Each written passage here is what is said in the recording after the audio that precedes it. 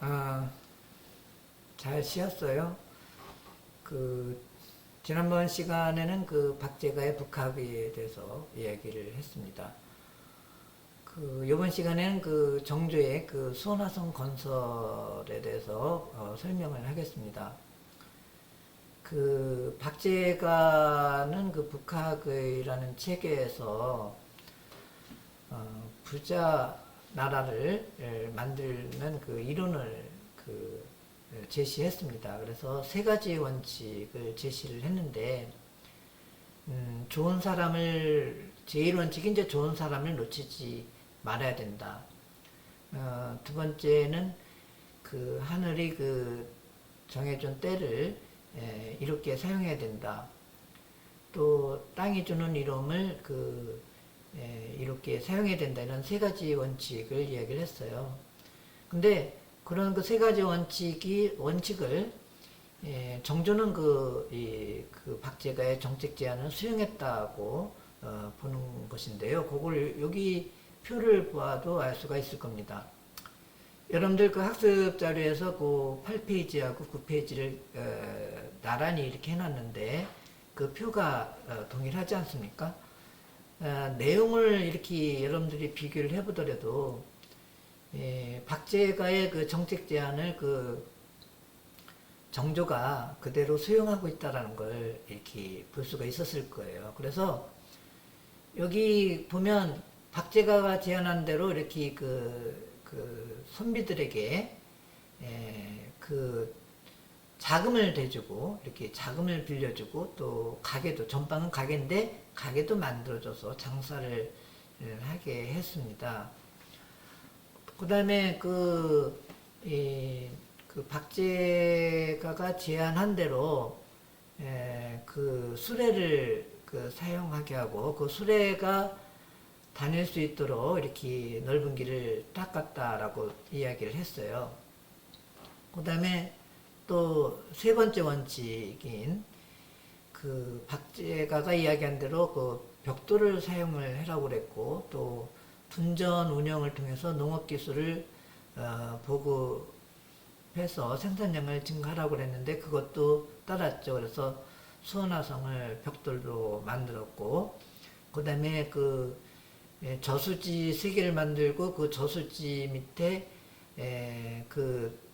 둔전은 저 구경농장인데 그 구경농장 3개를 만들어서 거기에서 민간에게 이렇게 나누어주고 이렇게 신농법으로 경작하게도 했지만 거기에 이제 장영영 장영영은 저 전국에서 선발한 엘리트들로 선발한 그런 부대였는데 훈련만 하는 게 아니라 여기 둔전에 가서 농사를 도와주면서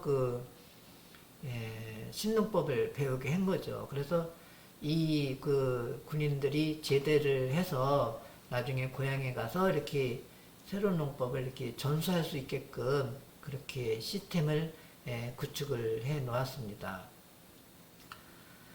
그래서 이제 아까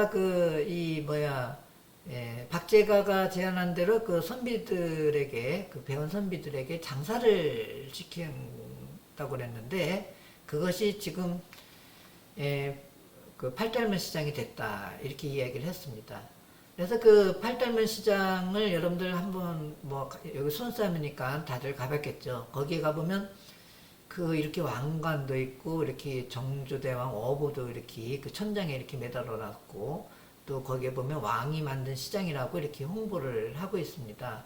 실제로 또 거기에 보면 여기는 선비 상인들이 운영하는 그러한 시장이었다라는 자부심이 대단했고, 그래서 선비 상인 유상이라고 이렇게 돼 있어요. 그래서 유상이라고 하는 것은 수원에 이제 버드나무가 많죠. 수원천에. 그래서 유상이라고 버드나무 유자 써서 유상이라고 이렇게 했는데, 정조가 이제 이 양반들에게 돈을 대주고 가게도 지어줄 테니까 장사 좀 해봐라 라고 이렇게 했더니 잘 오지를 않았어요. 그래서 그 정조가 이것도 그 큰 그 뭐야 학문이다. 그래서 이것도 사람을 살리는 길이고 그 다음에 그 나라를 그 살리는 길이다라고 이렇게 이제 설득을 하죠. 여기 이 그 책 중에서 이제 지금은 절판이 됐는데 왕이 만든 시장, 수원 팔달문 시장이라는 책이 있는데 이 책의 일부를 읽어보니까 그때 정조가 이렇게 그 양반들에게 장사 좀 해달라고 이렇게 불렀는데 그때 그 부름에 그 천리길을 달려온 사람 중에 이제 대표적으로 해남윤 씨를 이야기를 하더라고요. 그런데 해남윤 씨 그러면 이제 그 해남 그러면 전라남도 저쪽 그 제일 끝에 땅끝마을 있는데 그 완도, 진도 그 사이에 있는 이제 그시 이제 해남인데 그 해남윤 씨는 그 윤선도 알죠. 그 윤선도 또 윤두술이 이루어지는 명문 집안이에요. 그 학문적으로도 상당히 그 깊은 학문을 하고 있는데 근데 거기는 해남윤 씨는 그 양반 선비들인데도 불구하고 장사를 했죠. 근데 왜 그 사람들은 그 다른 사람과 달리 그 장사를 다 그 천하게 하는데 명문 그 양반 집안에서 이렇게 장사를 했을까 생각을 해봤더니 거기가 그 장보고 후예들이었던 거예요. 장보고의 청해진이 그 완도에 있었잖아요. 그래서 그 장보고의 후예들이었기 때문에 이 그 장사를 하는 것이 이 전통으로 내려왔던 거예요. 근데 이 사람들은 배운 사람이 장사를 하기 때문에 장사를 쪼잔하게 하는 게 아니라 큰 장사를 했습니다. 그래서 그 일본하고 또 동남아시아뿐만이 아니라 아라비아까지 또 아마 그 서구까지도 이렇게 하지 않았나라는 그런 생각을 할 정도로 큰 장사를 이렇게 한 사람들이에요. 그래서 이분들은 장사를 아는 사람이었죠.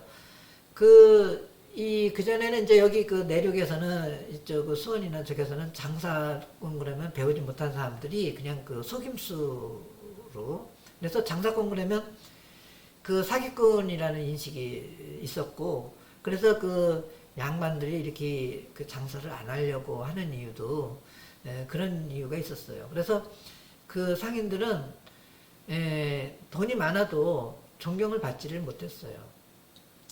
근데 이 해남윤 씨가 이렇게 그 부름에 달려와서 이 팔달문 시장으로 왔던 거죠. 그런데 그러면서 장사라는 개념 자체를 바꿔놓습니다. 그래서 장사는 속임수로 해서는 안 된다. 속임수나 사람을 속이고 사기를 치게 되면 그 당시는 그 이문이 남을 수는 있겠지만 그 다음에 그 고객이 안 찾아오지 않느냐. 그래서 계산을 정확하게 해주고 가령 불량품이 나오면은 안 파는 거예요. 근데 굳이 그걸 사겠다고 그러면 그냥 거의 공짜로 주거나 아니면 그냥 저렴한 가격으로 이렇게 하겠죠. 그런데 그 대신 품질은 아주 잘 만드는 거예요. 물건의 품질을. 대신에 그만큼 품질이 좋은 만큼 또 돈도 받아요. 그래야지만 이제 믿음이 생기고 신용이 생기기 때문에 고객들이 계속 그 고객을 확보할 수 있고 그래야지만 그것이 계속적으로 돈을 벌 수 있는 방법이라는 걸 이 사람들은 아는 거예요. 왜냐면 큰 장사꾼이었기 때문에.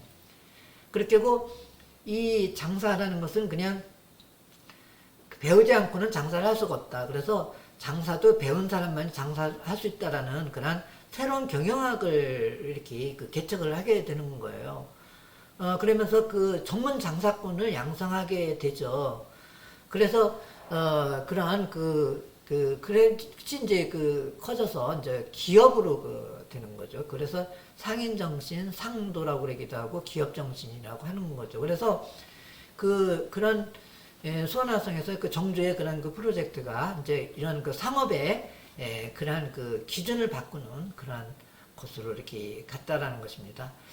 여기가 팔달문이 있고, 여기 팔달문 시장이 있고, 여기 영동시장이 있고, 여기 이 지동시장이 있는데, 정조동상은 여기 있어요. 그 다음에 이제 수레를 만들고 길을 넓혀서 시간을 절약했죠. 그래서 이렇게 수레를 만들고 또 뭐 거중기도 이렇게 사용해서 또 넓은 길을 닦아서 원래 그 공사 기간을 10년으로 잡았던 건데 4분의 1로 줄였죠. 2년 8개월로 줄였어요. 이것도 이제 박제가의 제안을 수용한 건데, 근데 수레하고 넓은 길을 사용했다고 그래서 그렇게 4분의 1 정도까지 줄어들지는 않습니다. 근데 이제 더 중요한 게 있어요. 그 중요한 게 이제 뭐냐면 요겁니다. 이 정주실록에 나오는 정조임금의 말씀인데, 우리가 그 전까지는 이제 어떤 성을 쌓으면은 공짜로 일을 시켰어요. 그러니까 이거는 의무다. 그래서 집집마다 한 사람씩 나와서 그래서 일을 해라, 이렇게. 그전엔 그랬었던 거예요. 수원화성 쌓기 전까지는. 그러니까 사람들이 그냥 억지로 나와서 일을 하니까 일을 잘 안 하려고 그러죠. 자기만 열심히 일하면 손해잖아요. 돈 많이 받는 것도 아니고. 그러니까 농땡이만 부리는 거예요. 날짜만 채우려고. 그러다 보니까 공사 진척은 안 되고 길게 늘어지는 거죠. 근데 여기서는 와서 일을 하면 돈을 줬거든요. 근데 이 돈을 주는데 그냥 돈을 그냥 주는 게 아니라 그냥 일당을 줬으면, 날짜만 채우면은 그냥 이렇게 이 일 안 해도 돈을 받을 수 있으니까, 그런 못된 놈들 있잖아요. 그러니까 또 그런 못된 놈들이 있으니까 다른 사람도 뭐 일하겠어요? 일할 마음이 생기겠어요? 그러니까 정조가 일당을 주지 말라고 그랬어요. 그러면서 돌을 몇 개 날랐느냐, 또 돌의 무게가 어느 정도 되느냐, 또 운반한 거리가 가까우냐 뭐느냐를 따라서 별도로 계산을 해서 그래서 돈을 줬다는 거죠. 그러니까 사람들이 열심히 일을 안 할 수가 없죠. 열심히 일한 만큼 돈을 주는 거니까. 그러니까 이제 이 전국에서 소문이 퍼진 거예요. 그래서 수원화성에 가면 일을 하면 돈 준대. 근데 일한 만큼 돈 준대. 야, 우리 가서 돈 벌자. 그래서 몰려든 것이 70만 명이라는 거죠. 그러니까 공사가 엄청 빨리 진척이 되는 거죠. 근데 겨울이 되었어요. 도저히 이제 정조가 판단하기에 너무 추우니까 이러다가는 사람 다치겠다, 동상에 걸려서 죽을 수도 있겠구나. 그래서 일을 중단시켰습니다. 그러니까 거기서 일하던 사람들이 난리가 난 거예요. 우리 일하겠다고. 얼어 죽어도 좋으니까 일하겠다고. 제발 일 좀 해달라고. 그러니까 정조가 깜짝 놀란 거죠. 그래서 그러면 일을 해라. 근데 대신에 이렇게 털무자를 만들어준 거 아닙니까? 이 털무자가 이 장관급 이상, 그러니까 차관급 이상, 신하들에게만 만들어주던 거를 갖다가 수십만 명의 인부들에게, 노동자들에게 털무자를 만들어줬어요. 우리가 정조에서 배울 거는 이런 것도 있는 거예요. 이건 1796년도에 만들어진 지도입니다. 그냥 참고로 하세요. 이렇게 사방으로 통하고 팔방으로 하게끔 이렇게 넓은 길을 닦아놓은 겁니다. 그 다음에 이제 박제가는 이제 벽돌을 사용이라고 그랬죠. 중국에서는 청나는 벽돌을 사용한다고 그러니까. 그래서 벽돌을 사용했어요. 근데 벽돌을 사용하려고 하다 보니까 정조가 무슨 생각이 나냐면, 북학이라는 책에서 벽돌은 크게든 작게든 마음대로 만들 수 있다라는 구절이 있었던 거죠. 야, 이 모양을 마음대로 만들 수 있다면, 그러면 성을 썼는데도 모양을 그냥 이쁘게 마음대로 이렇게 만들어 보자. 이렇게 또 이렇게 이쁘게 한번 이렇게 디자인을 해서 이렇게 아름답게 쌓아보자. 이렇게 생각을 한 거예요. 디자인 건축이 나온 거죠. 그러면서 이 정실록의 정조임금이 성루를 웅장하고 화려하게 꾸며서 보는 사람들로 하여금 기가 꺾이게 하는 것도 성을 지키는 데 있어 큰 도움이 된다. 그러니까 이렇게 아름답게 이렇게 성을 쌓으려고 하니까 신하들이 왜 그러냐고, 돈도 많이 들어가게, 또 그러니까 이 이야기를 한 거예요. 아름다움도 힘이다. 디자인이 경쟁력이다. 이런 것을 우리가 혁신적인 아이템이라고 이렇게 하는 거고, 또 남에게 이렇게 배울 때는 그 남이 하는 대로 따라 하면 의미가 없어요. 그 남을 능가해야죠. 청나라한테 배웠지만 청나라를 능가하는 차별화시킨 거죠. 그 다음에 이제 그 둔전을, 구경농장 둔전을 만들어서 그 신농법을 보급시키라고 이제 박제가가 제안을 했는데 그 제안도 받아들였다고 그랬어요. 그래서 이렇게 그 둔전도 여기 그 대유둔전, 지금은 없어졌는데 그 만석공원 밑에 지금은 그 대평고등학교, 뭐 대평중학교가 있고, 그러잖아요. 그 다음에 그, 여기 서둔전이라고 했는데, 지금 여기 이 자리에 서둔동이 있어요. 서둔동이. 지금 그 흔적이 있죠. 거기서 이제 이렇게 민가에게 이제 이렇게 땅을, 이렇게 토지를, 논을 만들어서 그 땅이 없는 농부들에게 이렇게 싼 값으로 이렇게 대여를 해줍니다. 그래서 먹고 살라고. 근데 그냥 싼 값으로 대여만 해준 게 아니라 씨까지도 줘요. 종자. 그 다음에 소까지도 이렇게 대출을 해줬어요. 근데 참 요걸 주목해야 될 것이, 우리가 수원화성을 쌓을 때 그 수레를 많은 수레를 사용하다 보니까 소가 많이 필요했어요. 그 수레를 끌고 다녀야 되니까. 그러니까 그 소가 이제 남는 거예요. 그 성을 쌓고 나서. 근데 그 소를 갖다가 이제 어떻게 활용을 해야 되지 않습니까? 그래서 그 활용한 게 여기에 이제 두 집마다 한 마리씩 준 거예요. 그때 한 600마리가 남았다고 그래요. 그래서 두 집마다 한 마리씩 주고, 그렇게 이 사람의 그 힘으로 하지 말고 농사를 짓는데 이 소의 힘을 이용해라고 이렇게 그때부터 이제 이렇게 소의 힘을 이용해서 이렇게 농사를 짓게 되는 것이고, 그 다음에 요것도 그래, 소가 또 부족했나 봐요. 그래서 또 한 400~500마리를 더 이렇게 사와서 이렇게 대여를 해줬는데, 그러면 3년 만에 이제 뭐 1년마다 뭐 이렇게 이제 송아지를 낳으니까, 그러면 그 3년마다 이제 이렇게 송아지 한 마리씩 이렇게 이자로다가 내도록 이렇게 했나 봐요. 그러다 보니까 이제 그 수원의 우시장이 발달을 하게 되고, 수원의 갈비가 유명하게 된 것도 그때부터입니다. 그런 것도 알아야 되겠죠. 그 다음에 아까 이야기한 대로 이 박제가는 이제 전국에서 농사꾼을 선발해서 이 둔전에서 신농법을 배우게 해서 전국에 보급시켜자 그렇게 했는데, 장윤영 군사들을 이용한 겁니다. 그래서 정조가 장윤영을 수원에 둔 것은 뭐 정치적인 목적도 있었겠지만, 이런 의도도 있었던 거예요. 그래서 여기서 일부는 이제 훈련을 받고 일부는 이렇게 농사일을 이렇게 병사들이 도와가면서 신농법을 익히는 거죠. 이 병사들이 이제 고향에 돌아가서 신농법을 이렇게 전수하게 하는 시스템을 만든 겁니다. 그래서 우리가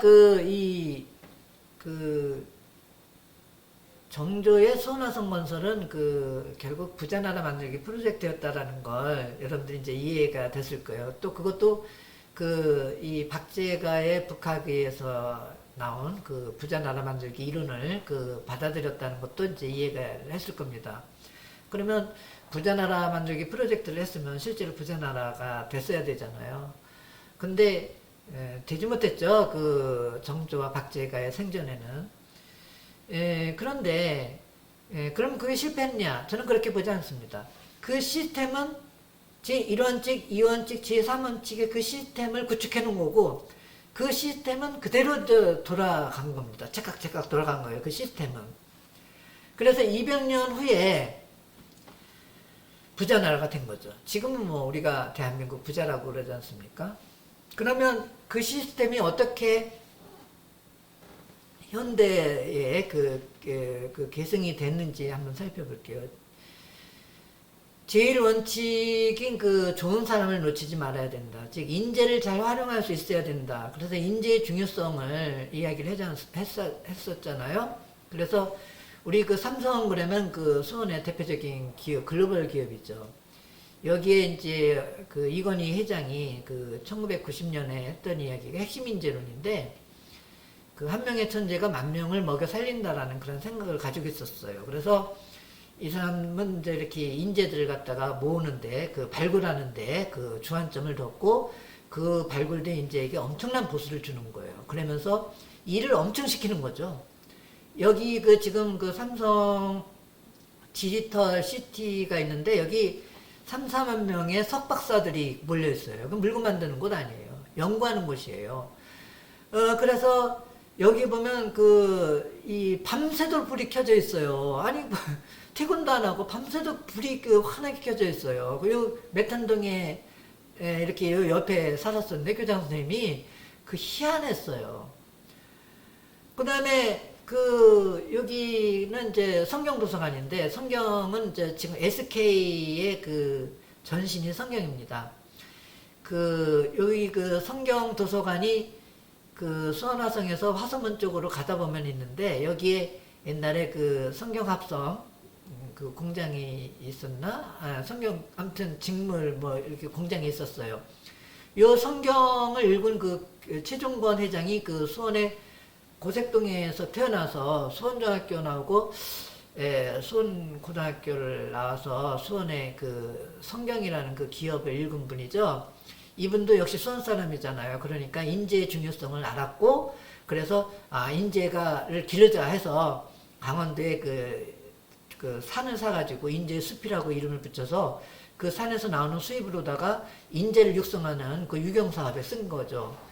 그 중에서 이제 대표적인 게 장학퀴즈인데, 이 장학퀴즈가 이제 성경 그룹에서 지원을 해서 한 MBC 프로그램, 고등학교 대상 MBC 프로그램인데, 이게 인재 발굴 시스템이었어요. 그래서 전국의 고등학생들이 퀴즈 대결을 벌여서 입상한 인재들은 이제 성경에서 이제 이렇게 미국, 일본, 영국, 프랑스, 독일 그런 데로다가 유학을 보내서 여러 가지 공부를 해오게 합니다. 인재를 양성해서 그래서 이제 성경 SK를 키우게 됩니다.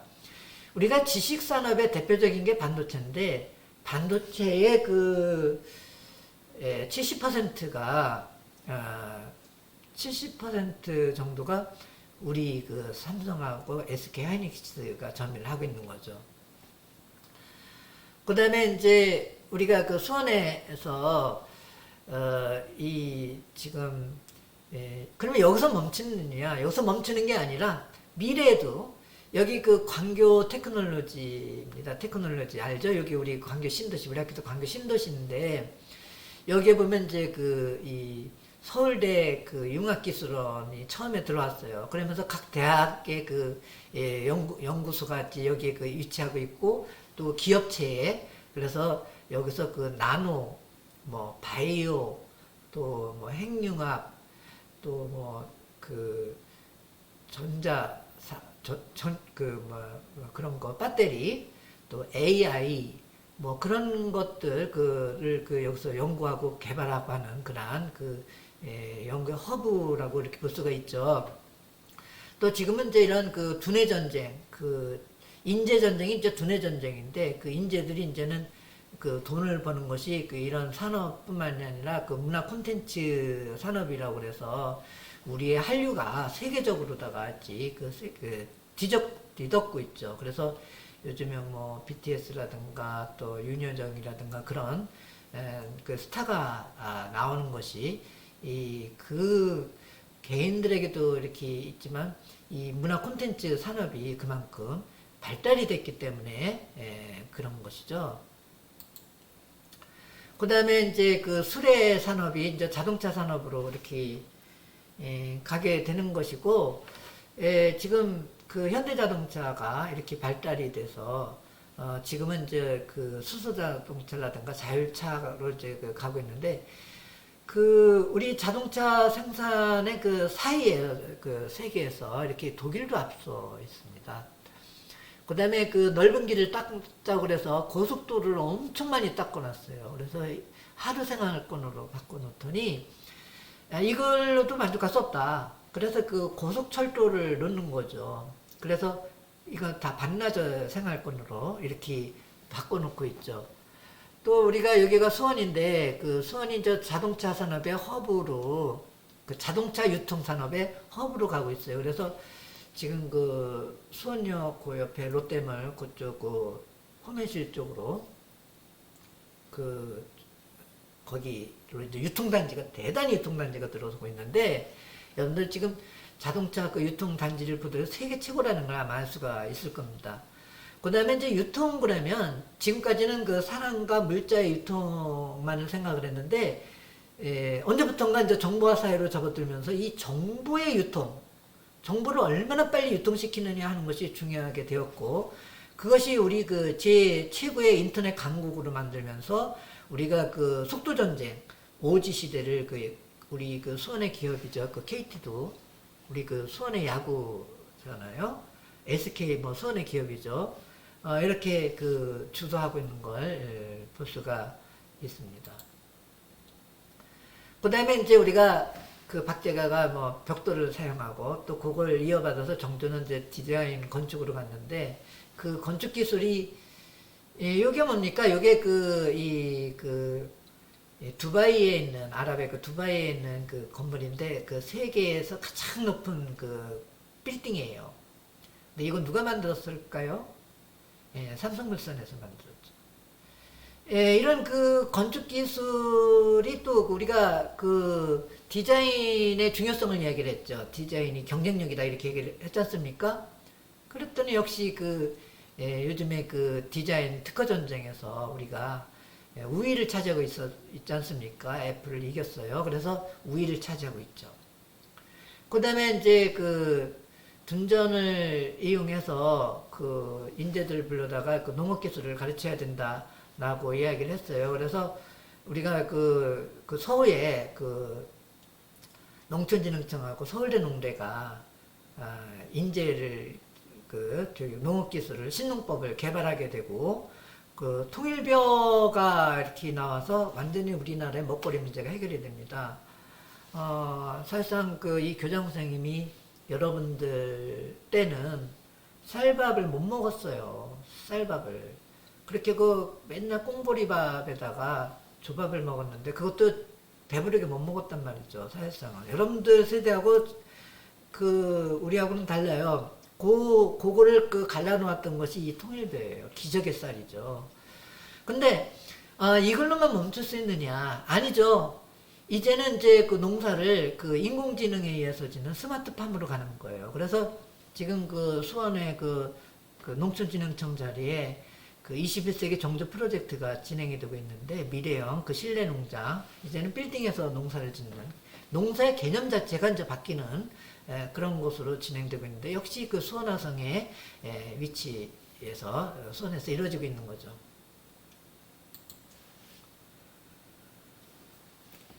그래서 이제 여러분들 이제 이해가 됐죠. 지금 선생님이 수원화성 건설은 부자나라 만들기 프로젝트였다라는 것에 대해서 조금은 황당했지만 이제는 고개가 조금 끄떡끄떡해졌을 거라는 생각이 들어요. 근데 그게 중요한 게 아닙니다. 아까 서두에서도 이야기를 했지만 우리가 이 인문학을 왜 배우느냐, 이 수원화성에 대해서 왜 배우느냐, 여러분들하고 어떤 관계가 있느냐. 그래서 이것을 배우면 인문학을 통해서 내가 어떻게 살아야 될 것인가에 대한 답을 이렇게 찾을 수 있어야 된다고 얘기를 했어요. 그러면 지금까지 배운 정제 수원화성에 대해서 배웠는데 이것에 대해서 여러분들은 어떻게 살 것인가에 대한 답을 찾았나요? 아직 못 찾았나요? 그래서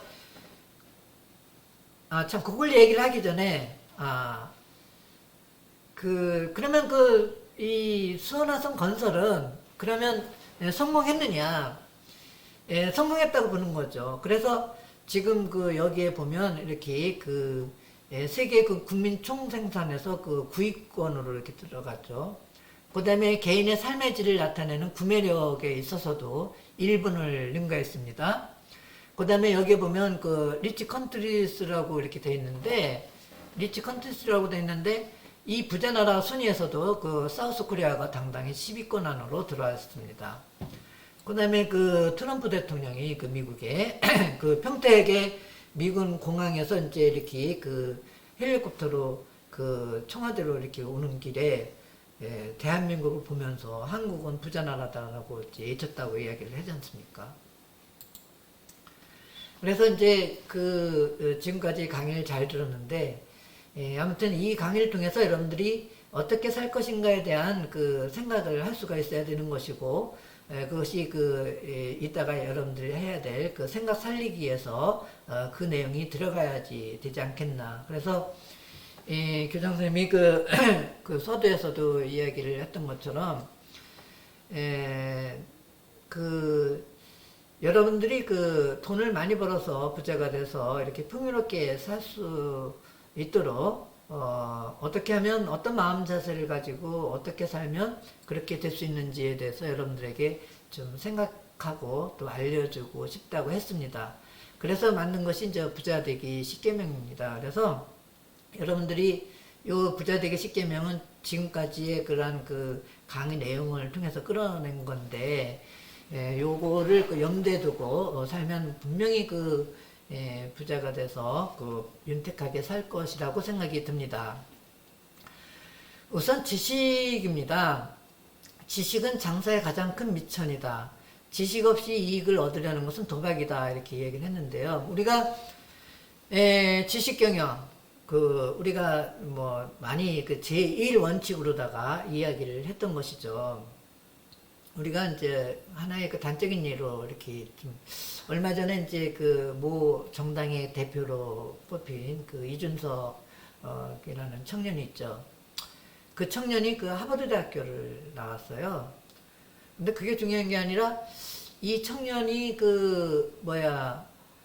비트코인을 통해서 10억을 벌었다네요.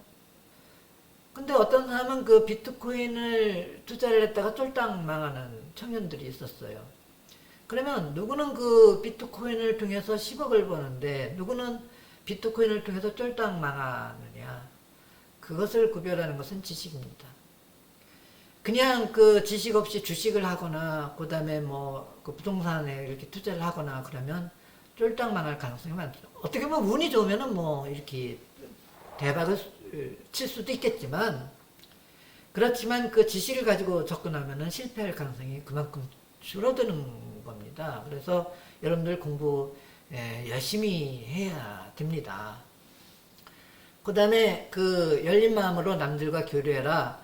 막힌 마음이 장사의 큰 병이다 그랬습니다. 그래서 우리가 이 임금이 피신할 시간을 벌겠다고 수레가 다닐 수 있는 넓은 길을 갖다가 폐쇄를 시켰다는데, 그게 막힌 마음이라고 그랬죠.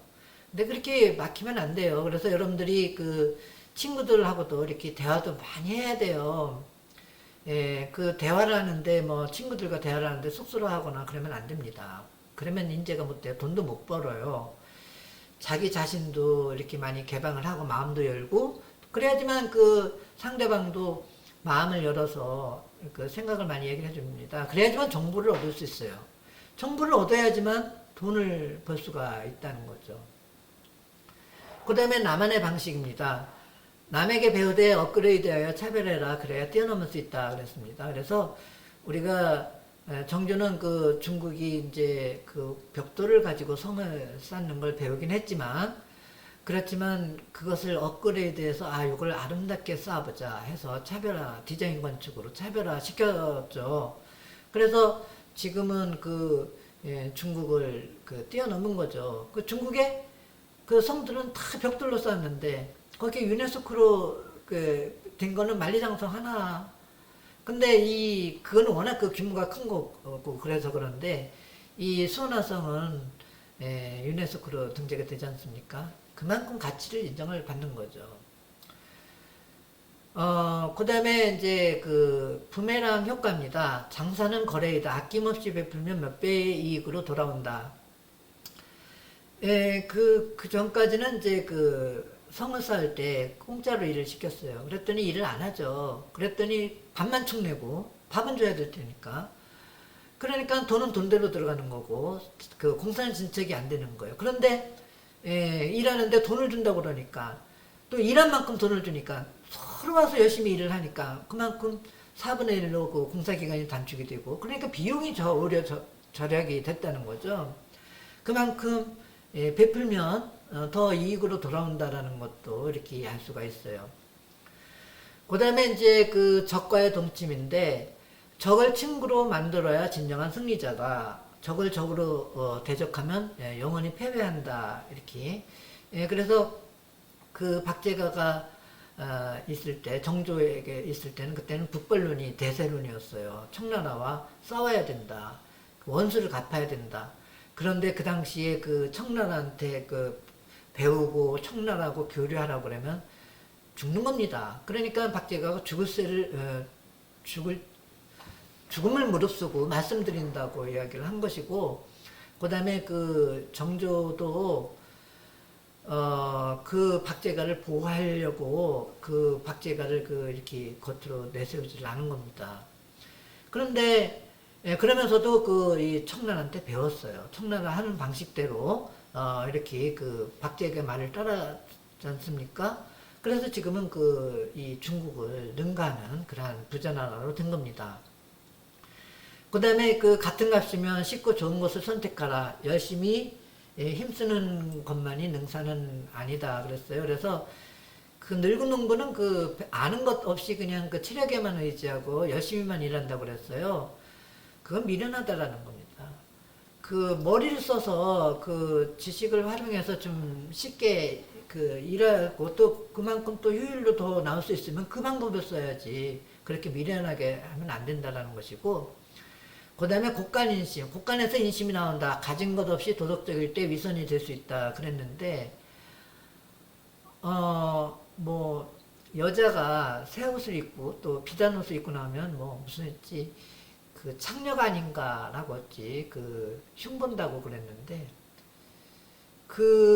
엄청 자기는 엄청 도덕적인 것 같죠?